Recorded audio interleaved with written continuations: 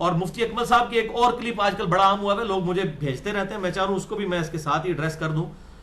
وہ پبلک کو دھوکہ دے رہے ہوتے ہیں, وہ شلوار ٹخنوں سے اوپر کرنے والی جو حدیث ہے نا, اس کے اوپر انہوں نے ایک پورا کلپ سا ریکارڈ کر کے اور پبلک کو دھوکہ دے رہے ہوتے ہیں جی جرابوں سے نہیں ٹخنے کور ہو جاتے, اگر اللہ کے نبی نے ٹخنے ہی کور کروانے ہوتے تو آپ جرابے کیوں پہنتے تھے. دیکھو ذرا, یعنی یہ عالم ہو کے پبلک کو دھوکہ دے رہے ہیں. اور بھائی اس حدیث میں کہاں لکھا ہوا ہے کہ ٹخنے ننگے ہیں, کہ ٹخنوں سے نیچے کپڑا لٹکانا نہیں ہے. لٹکانا وہ ہوتا ہے جو تہمت باندھی جاتی ہے اوپر سے, وہ لٹکنا ہوتا ہے. جرابیں لٹکائی نہیں جاتی, یہ جرابیں لٹکاتے ہیں اوپر سے, یعنی انہوں نے گھٹنے کے ساتھ جراب باندھ کے لٹکائی ہوتی ہے ایسے کر کے, وہ تو نیچے سے پہنی جاتی ہے.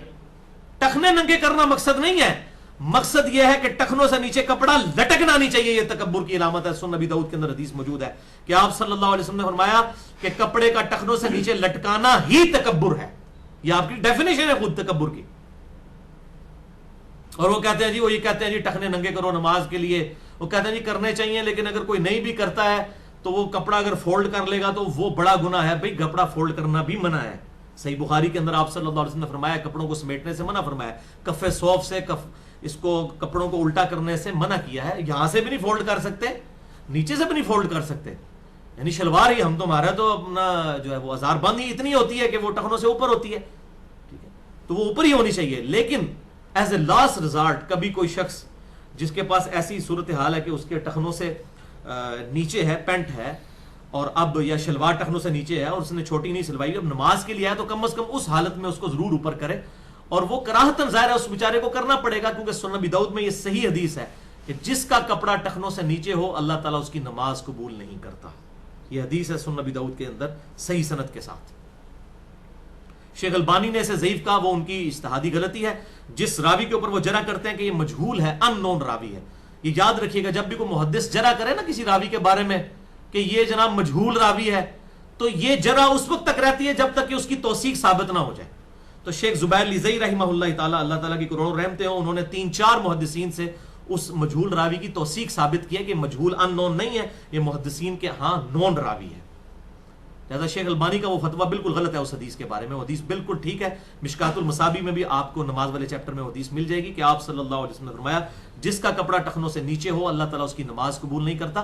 لہذا ایز اے لاسٹ ریزارٹ کم از کم نماز کے لیے ہمیں ٹخنوں کو ننگا ضرور کر لینا چاہیے.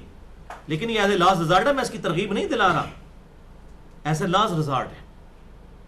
ہونی شلوار اوپر ہی چاہیے اور ہم اسی کی ترغیب دیتے ہیں, اور اکثر الحمدللہ سنت پہ عمل بھی لوگ کرتے ہیں. چھوٹی ہونی چاہیے. ڈاکٹر ذاکر نائک کو دیکھ لیں یار, مجھے بڑی خوشی ہوتی ہے, اس نے پینٹ پہنی ہوئی ہے تو وہ بھی ٹخنوں سے اوپر ہوتی ہے. اور یہاں ہمارے پاکستان میں وہ امام کعبہ غامدی صاحب آئے ہیں, ان کا چوغا بھی جو ہے نا وہ بوٹوں کے نیچے ربڑ رہا ہے. یہ ہمارے امام کعبہ ہیں, یعنی شرم کا مقام ہے. ان لوگوں کو ہم نے فالو کرنا ہے. لوگ تو کہیں گے امام کعبہ, یعنی اسی طرح یہ ویٹیکن سٹی کا کوئی پوپ آ جائے تو کرسچن تو کہیں گے نا ہمارا پوپ ہے یہ, تو یہ پوپ کے لیول کی ایک شخصیت ہے نا امام کعبہ. اور جب وہ ٹی وی پہ آ کے پاکستان کے چینلز کے اوپر, جیو کے اوپر, میں نے سلیم صافی کے ساتھ ان کا انٹرویو دیکھا تو ان کے بوٹوں کے اوپر بھی ان کا چوغا لٹک رہا تھا.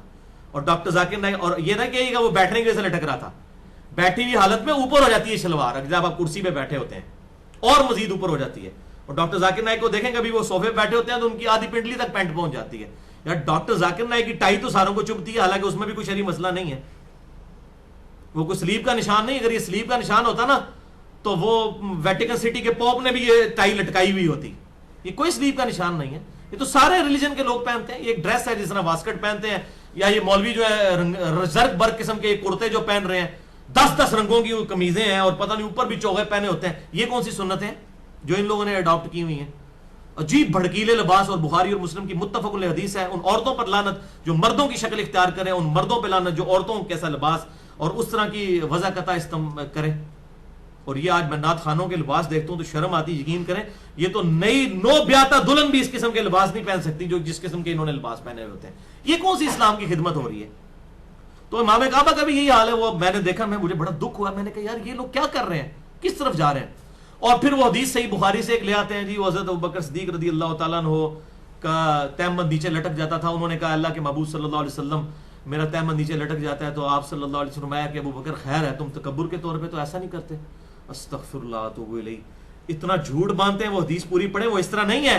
انہوں نے کہا یا رسول اللہ صلی اللہ علیہ وسلم میرا پیٹ بڑا ہوا ہے, میری تہمت टखनों से नीचे चली जाती है, मगर मैं कोशिश करके उसे फौरन ऊपर कर लेता हूं, लेकिन बसा औकात नीचे ढलक जाती है, चंद सेकंड्स के लिए नीचे चली जाती है, वो पेट की वजह से। यानी एक बंदे की है ही जो है वो टखनों से ऊपर है, चलते फिरते कभी नीचे चली गई, उन्होंने उसमें अल्फाज है, मगर ये कि मैं पूरा ख्याल करता हूं कि वापस कर लूं, तो वो इतने डरने वाले थे कि वो चंद सेकंड्स के लिए जो नीचे जाती है उसमें तो मेरी गिरफ्त नहीं होगी।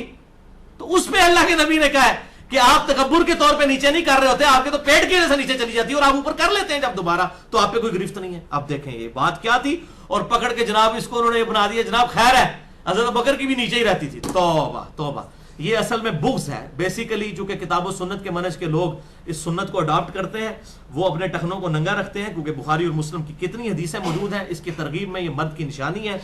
और डॉक्टर जाकिर नाइक ने एक लेक्चर भी दिया है, if label shows your intent wear it, अगर मुसलमानों का गेटअप ये शो करता है कि वो मुसलमान है तो उनको करना चाहिए। उसमें 3 चीजें उन्होंने डिक्लेयर की हैं, एक टोपी, सर का ढांपना, एक दाढ़ी, और दूसरा दाढ़ी, और तीसरा शलवार का या पैंट का टखनों से ऊपर होना। ये 3 एक मुसलमान मर्द की निशानी है।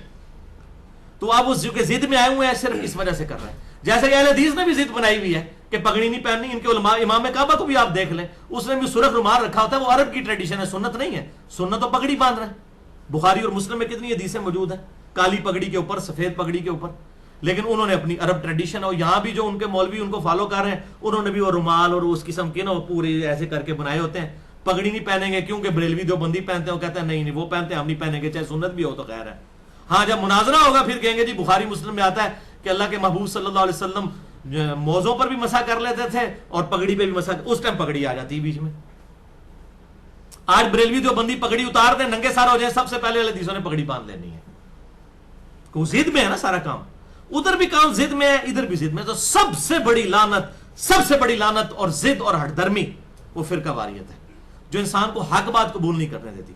तो अवतार साहब मुफ्तिया अकमल साहब जो उसमें कह रहे हैं कि जनाब वो जुराबे भी, आप जो मोजे पहनते हैं उसमें भी तो टखने ढक जाते हैं। भाई ये तो हदीस ही नहीं है, किसको धोखा दे रहे हो?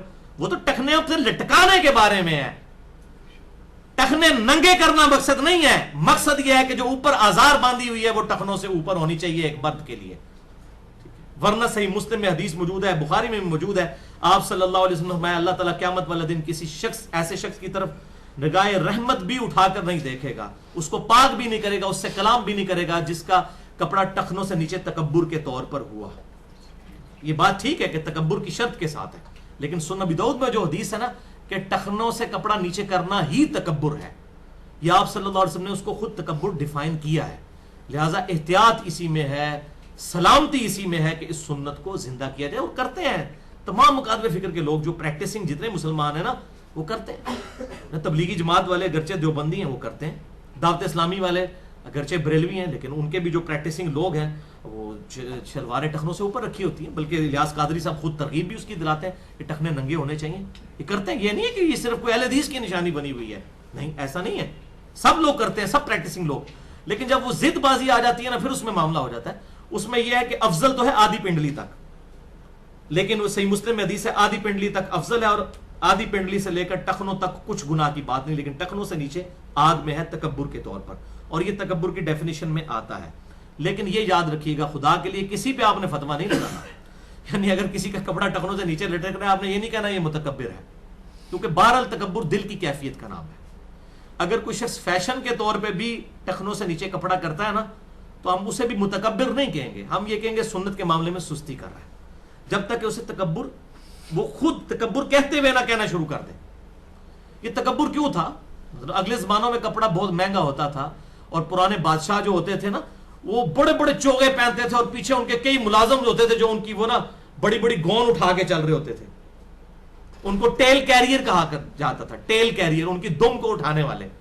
उसी की एब्रिविएशन वो बनाई हुई है ना, टीसी, टेल कैरियर। तो यहां कोई खुशामद करे उसका ना टीसी करता है, वो टीसी यही होती है कि वो जो उस टाइम में बड़े बड़े बादशाह थे ना, उन्होंने कपड़ा बड़ा महंगा होता था, तो जो जितना अमीर होता था या कोई बादशाह है, तो उसने बड़ी सी गौन पहनी हुई है, पीछे जमीन पे लटक रही है, पीछे उठा के वो चल रहे होते हैं। जाहिर है वो उठाएंगे नहीं बेचारे, तो इतना वजन कौन उठा के, टगई को चल सकता है ना, इंसान तो नहीं चल सकता।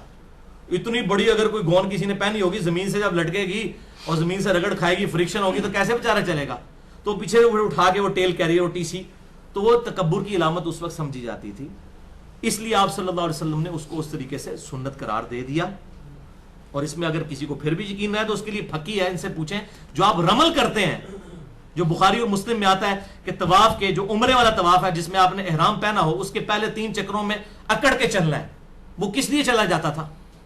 وہ اس کا کانٹیکسٹ بخاری مسلم پڑھ کے دیکھ لیں. مشرکین عرب کہتے تھے مدینہ جو ہے وہ بیماریوں کی سرزمین ہے اور صحابہ جو ہے وہ بیمار حالت میں آئے ہوں گے تو رسول اللہ نے حکم دیا کہ تم نے اکڑ کے چلنا ہے. تو اب کیا ہم کوئی ادھر کسی کافروں کو دکھانے کے لیے اکڑ کے چلتے ہیں؟ لیکن سنت آج تک زندہ ہے. سنت تو نہیں چھوڑ سکتے ہم کہ جی اس زمانے کے لیے تھا. تو جب شلوار ٹخنوں سے اوپر کرنے کی باری آتی ہے کہتے ہیں اس زمانے کے لیے تھا. تو دکھائیں کہ رسول اللہ نے یہ فرمایا ہوگا یہ اس زمانے کے لیے. اور ہر حدیث کو توڑ موڑ کے تو مفتی اکمل صاحب پیش کر رہے ہوتے ہیں صرف اپنے فرقے کی حفاظت کے لیے. میں یعنی یہ جتنا میں نے غصہ مفتی صاحب پہ نکالا ہے نا، یہ اپنی ذات کے لیے واللہ نہیں نکالا، رسول اللہ کی محبت میں نے ان پہ غصہ نکالا. ورنہ یقین کریں میرے وہ استاد بھی ہیں. یعنی 96 میں جب میں انجینئرنگ یونیورسٹی میں پڑھتا تھا ان دنوں وہ بھی درس نظامی شروع کر رہے تھے تو میں نے ان کے ساتھ اعتکاف بھی کیا واقعات کے اندر. یہ ویڈیو چونکہ ریکارڈ ہو رہی ہے تو وہ پہچان بھی لیں گے یہ کون ہے جو اس وقت تھا اب گمراہ ہو چکا ہے. ٹھیک ہے، تو مسئلہ ہے کہ ہم ان کی بڑی عزت کرتے ہیں، بہت کچھ ان سے سیکھا ہے. ٹھیک ہے، وہ بڑی ینگ ایج میں بڑے انٹیلیجنٹ آدمی تھے، اللہ تعالیٰ ان تک حق پہنچائے. اور میں نے جو انہوں نے استانت کے اوپر کتاب لکھی تھی اس کے رد میں جو میرا مسئلہ نمبر 3 ریکارڈ ہوا ہے وہ بھی مفتی صاحب نے اس میں لکھا ہوا ہے کہ دیکھیں جی جب آپ امی سے آ کے روٹی مانگتے ہیں تو شرک نہیں ہو جاتا؟ یہ بھی تو مدد مانگ رہے ہیں. دیکھو کیا پبلک کو دھوکہ دے رہے ہیں. او بھائی میرے یہ تو ظاہری اسباب ہے مفتی صاحب. وَتَعَاوَنُوا عَلَى الْبِرِّ وَالتَّقْوَىٰ وَلَا تَعَاوَنُوا عَلَى الْإِثْمِ وَالْعُدْوَانِ. نیکی اور پرہیزگاری کے کاموں میں ایک دوسرے کی مدد کرو اور برائی کے کاموں میں مت کرو. میں نے پورا جواب دیا پھر اس لیکچر کے اندر احادیث اور قرآن کی آیات کے ساتھ کہ آپ اس طریقے سے کھلواڑ کرتے ہیں، لوگوں کو یہ مثالیں دیتے ہیں. بھائی اس کو کون شرک کہتا ہے؟ ہاں اس صورت میں ہوگا کہ آپ کی امی سامنے نہیں بیٹھی ہوئی ہیں، وہ بغداد شریف میں دفن ہے قبر کے اندر، اور آپ کہتے ہیں امی مجھے روٹی دے دیں، پھر ہم آپ کو کہیں گے کہ آپ نے شرک کیا ہے. غائب میں پکاریں گے ایاک نستعین امن یجیب المضطر اذا دعا. بھلا بتاؤ تو کون ہے جو مصیبت میں گھرے ہوئے شخص کی فریاد کو سنتا ہے. ویکشف السوء، اور اس سے اس کی برائی کو بھی دور کر دیتا ہے. ویجعلکم خلفاء الارض، اور تمہیں زمین پہ اگلوں کا خلیفہ کرتا ہے. الہ مع اللہ، کیا اللہ کے ساتھ کوئی اور الہ بھی ہے جو مصیبت میں گھرے ہوئے شخص کی فریاد کو سنتا ہے اور تکلیف دور کرتا ہے؟ آپ صحابہ نے تو نہیں کہا یا رسول اللہ پھر امی سے روٹی نہ مانگے، آپ سے ہی مانگا کریں. اے اللہ آپ سے ہی روٹی مانگیں گے، اپنی امی سے نہیں مانگیں گے. ان کو پتا تھا یہ غائب میں مدد کے لیے دعا کی بات ہو رہی ہے. یہ کنستعین ظاہری اس باب کا تو اسی قرآن نے حکم دیا ہے وَتَعَاوَنُوا عَلَى الْبِرِّ وَالتَّقْوَىٰ وَلَا تَعَاوَنُوا عَلَى الْإِثْمِ وَالْعُدْوَانِ. اس میں فرق ہے تو میں نے اس پہ پورا لیکچر دیا ہے. مسئلہ نمبر 3 دعا صرف اللہ ہی سے، اور اسی کی ایکسٹینشن ہے مسئلہ نمبر 43 وسیلہ اور توسل کے صحیح احکام و مسائل. اور میرا ریسرچ پیپر نمبر 3 بھی ہے دعا صرف اللہ ہی سے، اہل سنت پاک.com پر جو ہماری ویب سائٹ ہے اس میں یہ موجود ہے الحمدللہ. تو ہم اسی کے اوپر آج اپنی گفتگو کنکلوڈ کرتے ہیں آیت نمبر 100 کے اوپر سورۃ النحل کی. بہرحال یہ مفتی صاحب کے حوالے سے مجھے کافی ایمیز آ رہی تھی. میں نے کہا کہ ایک دفعہ تو مفتی صاحب تک حق بات، مفتی اکمل صاحب چونکہ آج کل بڑے QTV کے اوپر مشہور بھی ہیں، بڑی اچھی طریقے سے گفتگو کرتے ہیں، لیکن جہاں جہاں ڈنڈی ماریں گے تو پھر ہم تو کوشش کریں گے کہ ایک مسلمان دوسرے مسلمان، میں ان کو مسلمان ہی سمجھتے ہوئے ان تک حق بات پہنچا رہا ہوں کہ اللہ کے محبوب صلی اللہ علیہ وسلم کی سنت کا اس طریقے سے فرقوں کو بچانے کے لیے مذاق نہ اڑایا جائے، بلکہ حق بات قبول کی جائے اور حق بات لوگوں کو بتائی جائے.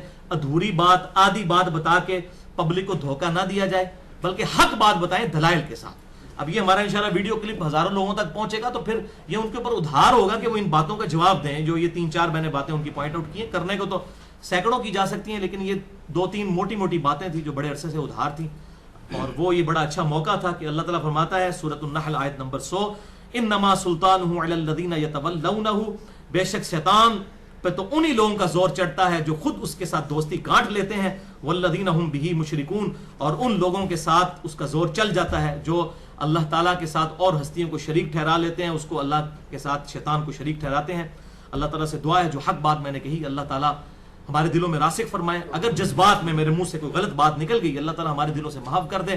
ہمیں کتاب و سنت کی تعلیمات پر عمل کر کے دوسرے بھائیوں تک پہنچانے کی توفیق عطا فرمائے. سبحانک اللہم و بحمدک اشہد ان لا الہ الا انت استغفرک و اتوب الیک وما علینا الا البلاغ المبین.